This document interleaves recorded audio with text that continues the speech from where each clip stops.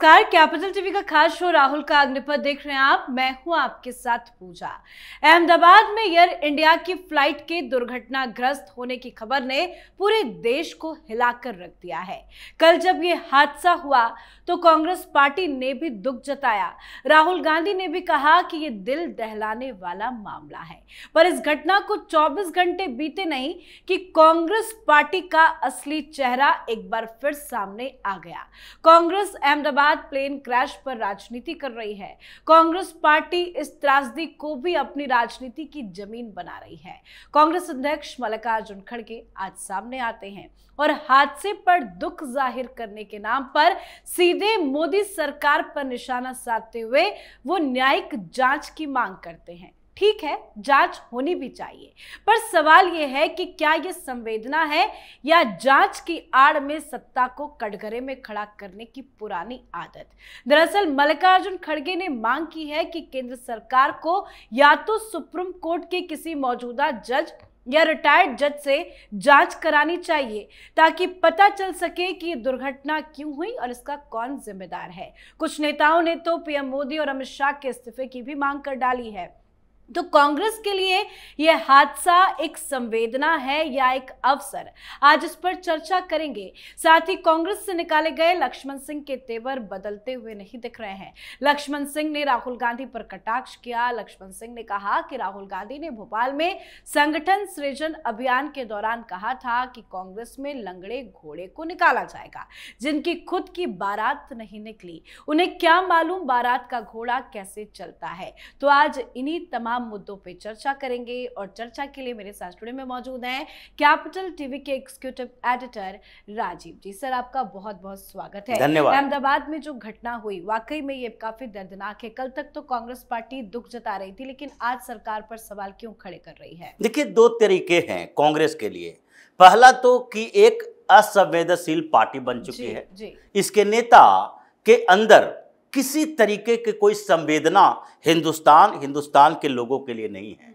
जिन लोगों की मौत हुई है उनके घरों में जाना चाहिए, उन्हें कुछ आश्वासन देना चाहिए, उनके साथ बातचीत करनी चाहिए और इस बात के लिए सरकार को कहा जाना चाहिए कि हाँ भाई, सही तरीके से जांच हो।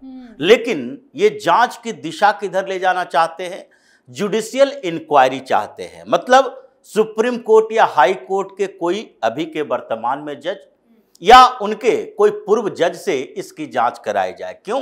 क्योंकि ये जांच एजेंसियां जितनी भी अभी वर्तमान में है उसके ऊपर न इनको भरोसा है और जो पहले से ये कांड करते रहे हैं अपनी सरकारों के समय से कि इन एजेंसियों का दुरुपयोग किया है, अभी भी इनको लगता है कि इन एजेंसियों पर कंट्रोल सरकार करके कोई भी सच्चाई को छिपा सकती है। तो इसलिए अपने पुराने चरित्र को नए तरीके से पेश करने की कोशिश करते हैं। और लेकिन दूसरी वजह से, क्योंकि ये जितनी एजेंसियां हैं जिसमें काम करने वाले लोग हैं, उन्होंने कांग्रेस के समय भी काम किया, अभी भी काम किया, लेकिन वो सिस्टम सरकारों के साथ थोड़ी बदल जाती है। कांग्रेस के समय में सिस्टम अलग था और अभी सिस्टम अलग है।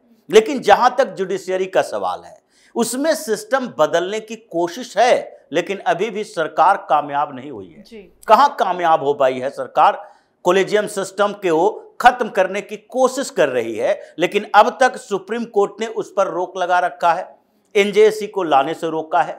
और यही जज जिनके साथ बैठक उठक होता है ये कांग्रेस के वकीलों के गैंग का, आज भी उन्हीं के साथ खड़े हुए नजर आ रहे हैं। एक जस्टिस यशवंत वर्मा का कांड आया, उनके घर में जले हुए नोट मिले, इंक्वायरी हुई, 3 जज ने इंक्वायरी की उनके मामले की और उसके बाद जब इंक्वायरी रिपोर्ट आई तो सुप्रीम कोर्ट में तत्कालीन सीजेआई संजीव खन्ना के मामला ये देख रहे थे और उसके बाद उन्होंने कहा कि नहीं, प्रथम दृष्टया ये मान कर चलते हैं कि ये करप्शन का मामला है। और उसके बाद क्या हुआ? उन्होंने कहा कि आप रिजाइन कर दो या फिर इम्पीचमेंट आपके खिलाफ लाया जाएगा। उन्होंने रिजाइन करने से मना कर दिया। अब जस्टिस यशवंत वर्मा का मामला अभी आया है सामने, उसमें जो महाभियोग की प्रक्रिया की शुरुआत जगदीप धनखड़ ने की, उसमें रोड़ा कौन अटका रहा है? कांग्रेस के यही वकीलों का गैंग।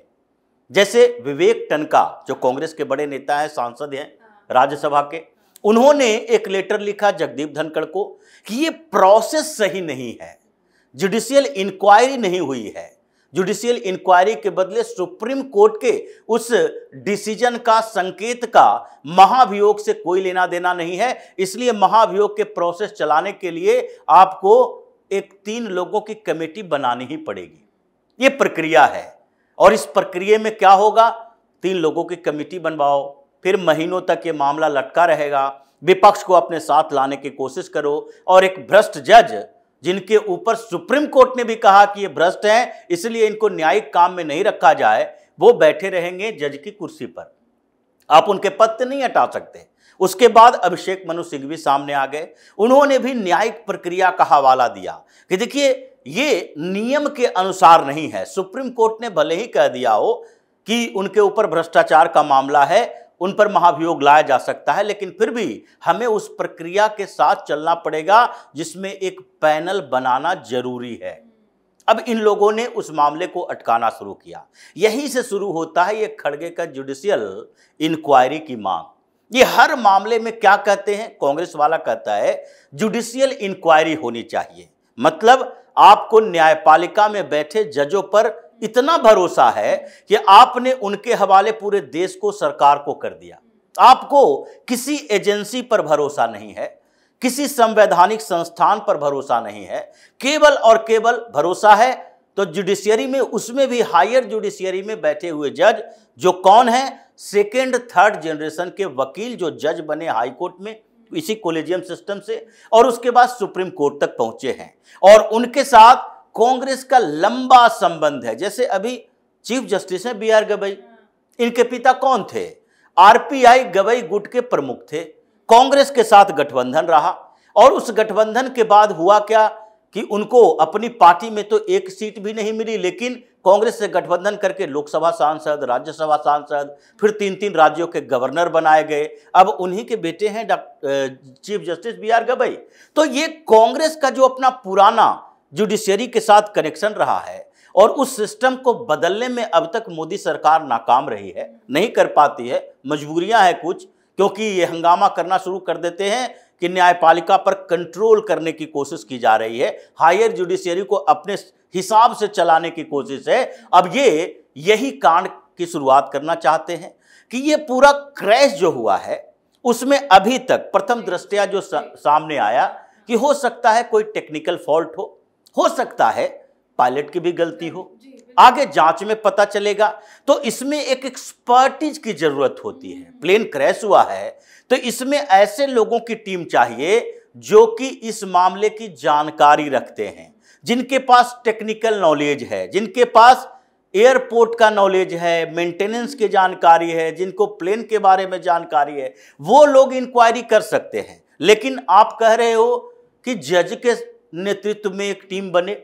जज कौन से एक्सपर्ट हैं ये एयरप्लेन के मामले में? और सर ये पहली बार नहीं है, कांग्रेस पार्टी तो हर बार कोई भी घटना होती है, महाकुंभ में भी हुई या जो भी घटनाएं घटती हैं तो बार बार कांग्रेस पार्टी यही कहती है कि इसकी जांच होनी चाहिए और सुप्रीम कोर्ट के जज या पूर्व जज ही जांच करें। क्या ये कोई रणनीति है कांग्रेस पार्टी? बिल्कुल यही बात हो रही है कि अगर आपको जांच की मांग करनी है तो जांच के लिए एक्सपर्ट जांच करते हैं। जी हाँ। अगर आप किसी मामले की जांच करना चाहते हैं तो उसमें फॉरेंसिक रिपोर्ट के एक्सपर्ट फॉरेंसिक मामलों की जांच करेंगे, जिनके पास इस बात की जानकारी, विशेषज्ञता है कि कोई घटना घटती है तो उसके आगे पीछे क्या कारण हो सकते हैं, वो उस इन्वेस्टिगेटिव एजेंसी के हवाले कर दिया जाएगा। और अगर आतंकवाद के मामलों से जुड़ा हुआ है तो एनआईए इसकी जांच करेगी। सीबीआई इंक्वायरी की बात कर लो, आप ईडी इंक्वायरी की बात कर लो, जो भी इकोनॉमिक मामले हैं उसमें सीआईडी इंक्वायरी की बात कर लो। लेकिन आप बात करते हो जजों के माध्यम से जांच करवाएंगे।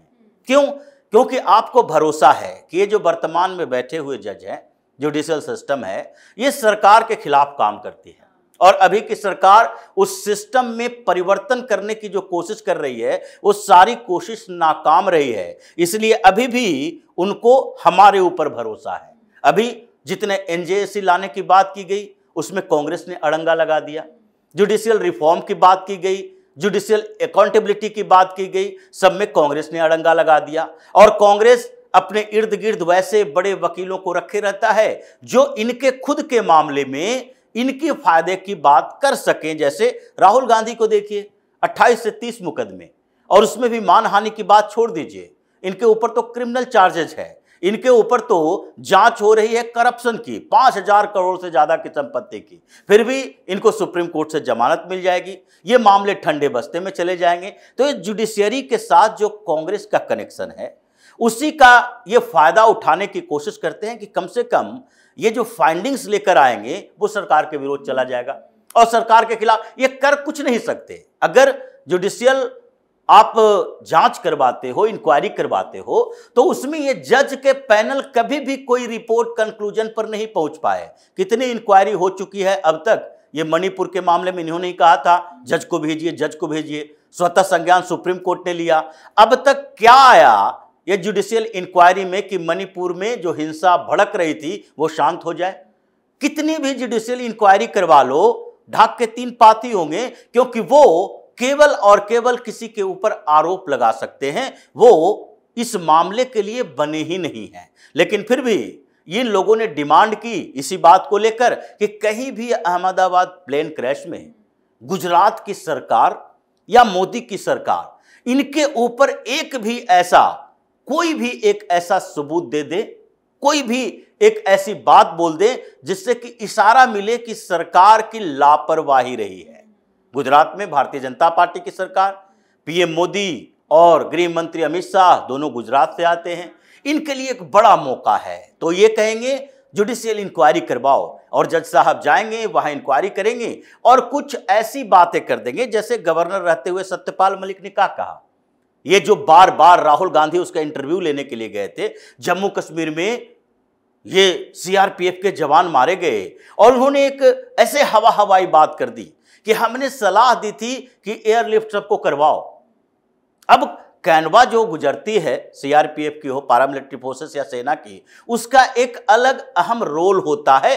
किसी राज्य में उनके गुजरने से जो एंटी सोशल एलिमेंट हैं, उनके मन में क्या डर पैदा होता है, उनके भेजने का क्या कारण होता है, इसके ऊपर जांच नहीं होगी, जानकारी नहीं होगी। बस सबको हवाई जहाज से वहां से उठाओ, श्रीनगर से दिल्ली ले आओ, मतलब बीच का रास्ता आतंकवादियों के हवाले छोड़ दो, वो जैसे चाहे वैसे कर सके, आर्मी के जवान वहां जाए ही नहीं। ये हवाई बात सत्यपाल मलिक ने कही, और उसको लेकर इन लोगों ने कहा जम्मू कश्मीर में आतंकवादी हमले जो हुए हैं उसमें सरकार की भूमिका है। उसी तरह से ये प्लेन क्रैश का मामला है, इसमें ये जुडिशियल इंक्वायरी की मांग ही इसलिए कर रहे हैं कि किसी भी तरह से ये जज, जो पूर्व जज भी हो सकते हैं, ये सारे लोग जाकर कहें, देखें, और इनके पास एक्सपर्टीज हो या ना हो, 2-3 सवाल उठा दे सरकार के ऊपर, और फिर हमें एक मौका मिल जाए कि ये 300 लोगों के हत्यारा हैं। पीएम मोदी अमित शाह के बारे में, अमित शाह को तो पहले भी हत्यारा कह चुके हैं, जिसके खिलाफ अभी भी जांच चल रही है, इनके कोर्ट से समन मिला हुआ है। तो ये लोग यही कांड के लिए, इसी चरित्र के बने हुए हैं, इसलिए इनके खिलाफ बात भी ऐसी ही होती है। जैसे नितिन गडकरी ने कहा कि राहुल गांधी ऐसे व्यक्ति हैं जिसको कांग्रेस पार्टी के अंदर ही कोई सीरियसली नहीं लेता। नितिन गडकरी की बात इसलिए कहा जा रहा है क्योंकि वो ऐसे नेता हैं जो बहुत कम बोलते हैं, वो काम ज्यादा करते हैं। और इन लोगों ने महाराष्ट्र के अंदर ही चुनाव आयोग को घेरने की कोशिश की, और नितिन गडकरी से बार बार पूछा जा रहा था, बताए कि कांग्रेस के लोग जितने भी नेता हैं, बड़े नेता जो हम लोगों के आसपास रहते हैं, जिसमें अभी कांग्रेस की विस्फोटक स्थिति है, 3-3 राज्य में ऐसे फंसी हुई है कांग्रेस कि कांग्रेस के नेता इनकी बात नहीं मान रहे, लेकिन फिर भी सीरियसली इनको कोई नहीं लेता। और जब कांग्रेस के नेता नहीं लेते तो सरकार क्यों ले? इसलिए आप चिट्ठी लिखो, पत्र लिखो, मांग करो, कोई फर्क नहीं पड़ता है, और तभी तो कांग्रेस के कई नेता इनके खिलाफ ऐसी बातें कर रहे हैं। बिल्कुल सर, बात करें लक्ष्मण सिंह की, तो बीजेपी के तो कई नेता राहुल गांधी की सच्चाई बना रहे हैं, लेकिन वो नेता जो कांग्रेस पार्टी में रहे, लंबे टाइम तक रहे, वो भी तो राहुल गांधी की अब पोल खोल रहे हैं। बिल्कुल, लक्ष्मण सिंह ने जो बात कही है, अभी कुछ और नेता कहेंगे, क्योंकि राहुल गांधी ने घोड़े की तुलना की नेताओं से। घोड़े का उदाहरण, इन लोगों के दिमाग में उदाहरण भी ऐसे ही रहता है। मल्लिकार्जुन खड़गे ने कभी कुत्ते की तुलना की थी कार्यकर्ताओं से, कुत्ते की वफादारी की बात की थी। ये जानवरों के प्रेमी हैं, आदमियों को भी जानवर की तरह समझते हैं, अपने नेताओं कार्यकर्ताओं को। तो इसलिए सवाल उठाया कि भाई पहले बारात के घोड़े के बारे में जान लो, शादी तो हुई नहीं है, तो उसके बारे में जानोगे कैसे कि उसकी क्या भूमिका होती है? क्योंकि राहुल गांधी ने भोपाल में कहा था कि 3 तरह के घोड़े होते हैं, एक रेस के घोड़े होते हैं, एक बारात के घोड़े होते हैं और तीसरे घोड़े लंगड़े घोड़े होते हैं, जो कि लंगड़े घोड़े बैठे हुए हैं पार्टी के अंदर, दशकों से उसको बाहर करो। तो लंगड़े घोड़े में सबसे ऊपर तो राहुल गांधी ही है, जिनके नेतृत्व में कांग्रेस और गर्त में, धरातल में चली जा रही है। इसलिए इस बीच अभी कांग्रेस से और नेता सामने आएंगे जो ये प्लेन क्रैश के बारे में, ये सबसे बुजुर्ग दिमागी संतुलन जिसका खराब हो चुका है, ये मल्लिकार्जुन खड़गे ने राहुल गांधी के इशारे पर जो सवाल उठाया है उसका जवाब देने की पूरी तैयारी चल रही है। जी बिल्कुल सर, बहुत बहुत धन्यवाद सर। धन्यवाद। तो अहमदाबाद में जो हुआ वाकई में दिल दहलाने वाला है। सरकार की ये जिम्मेदारी भी है कि जांच तेजी से हो और निष्पक्ष हो, पर कांग्रेस को भी थोड़ा संयम बरतना चाहिए। और ये सिर्फ मल्लिकार्जुन खड़गे की बात नहीं है, पर्दे के पीछे जो पटकथा लिखी जा रही है उसमें राहुल गांधी का वही पुराना रवैया साफ साफ दिखता है। सरकार का विरोध करो, भले मौका शोक का ही क्यों ना हो। तो वहीं कांग्रेस के पुराने नेता जिस तरह से राहुल गांधी पर अटैक कर रहे हैं, उससे भी राहुल गांधी को कुछ सीखना चाहिए। तो आपकी क्या कुछ राय है, कमेंट करके लिखिएगा। देखते रहिए कैपिटल टीवी। नमस्कार।